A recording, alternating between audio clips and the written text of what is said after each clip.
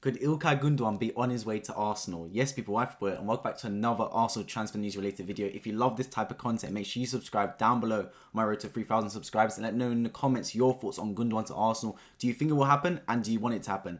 Let's get straight into the comments coming from Pep Guardiola via Sky Sports and the BBC.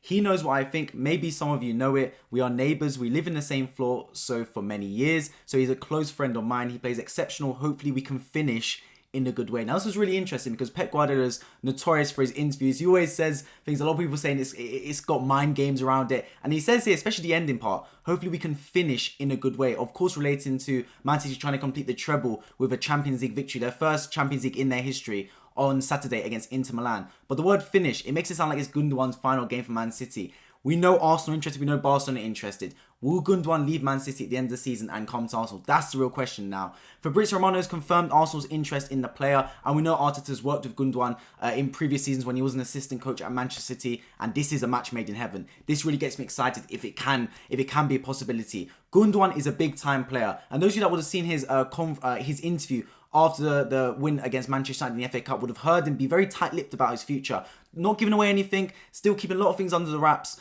about whether he wants to stay at Man City or leave. I understand that the club are willing to offer him a new contract, however, it does not meet his demands. That's the thing about Man City, right? If you look at Gundogan, he's been one of their best players in the previous few weeks. The reason Man City have gone on this run of form is largely in part due to Gundogan. Like, he scored some massive goals for them. You're talking about 2 goals on the weekend to win them the FA Cup against Manchester United, and 2 brilliant goals as well on the volley. You're talking about 2 goals against Leeds to win that game. You're talking about a brilliant goal against Everton to kickstart them in that victory. Gundogan's a big time player for Man City. Even if you look at the season before, his 2 goals taking them from 2-0 down against Aston Villa to give them the Premier League title over Liverpool. This is a man that when the going gets tough, he really stands up in his counter. He's a big time player. Yes, he's getting on in age, but still at 32, he impacts in positive ways Man City. So he's a real big player that Man City don't want to lose. However, at the same time, Man City always show that they are a big club. At least they operate like a big club.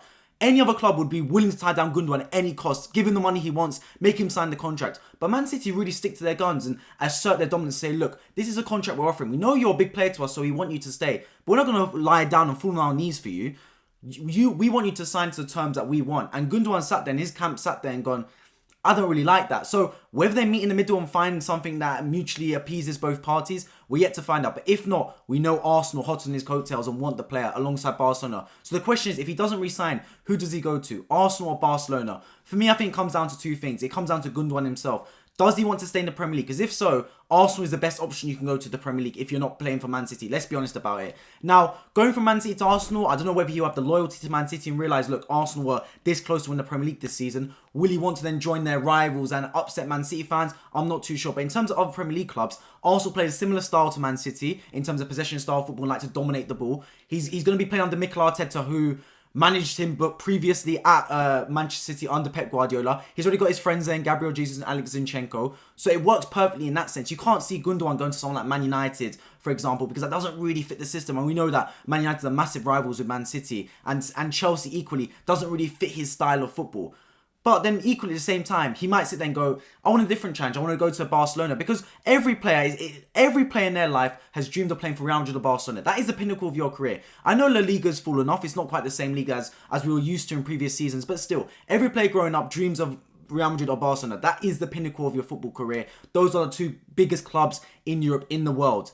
And Gundogan fits Barcelona. He's never played there in his life. He's played for Dortmund. He's played for Man City. If he can finally go to Barcelona, round off his career there, of course, as we said before, he's getting on in age. He's 32 years old. Have a few seasons at Barcelona to really round off his career. And he can sit at the end of it and go, I've achieved everything I want to achieve. I've won the Premier League.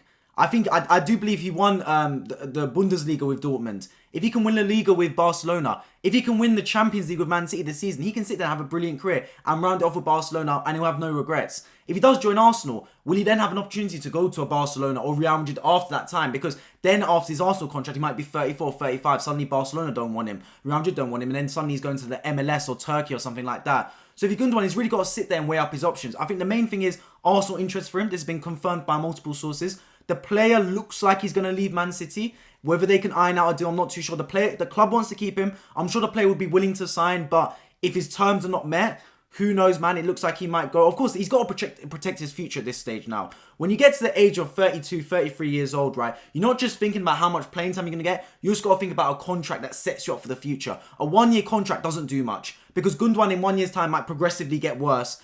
And then you're looking at it and he won't be able to get the same level of contract.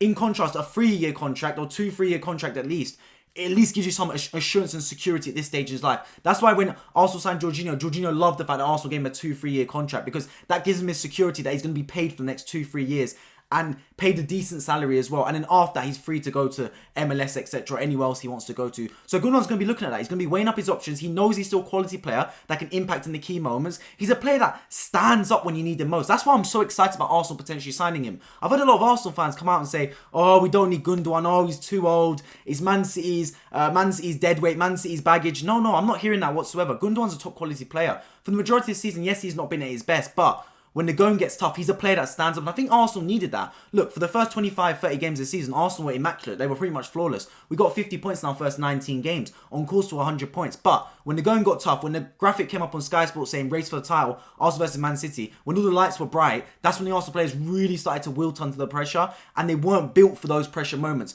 Gundogan, on the contrary, is built for those pressure moments. He knows when to stand up in pressure times and look like he's a better player. All his attributes increase when he's on the biggest stage. And that's the type of player Arsenal needs. A lot of people talk about how Arsenal lack the leaders in the key moments. And I do agree to some extent. Arsenal have got a brilliant squad and a brilliant young squad as well. And we have some leaders in Zinchenko and Gabriel Jesus, etc. But the real leaders, we lacked it at those key moments. Because a real leader would have stood there and galvanised the squad. And a real leader doesn't just do it with their voice, right?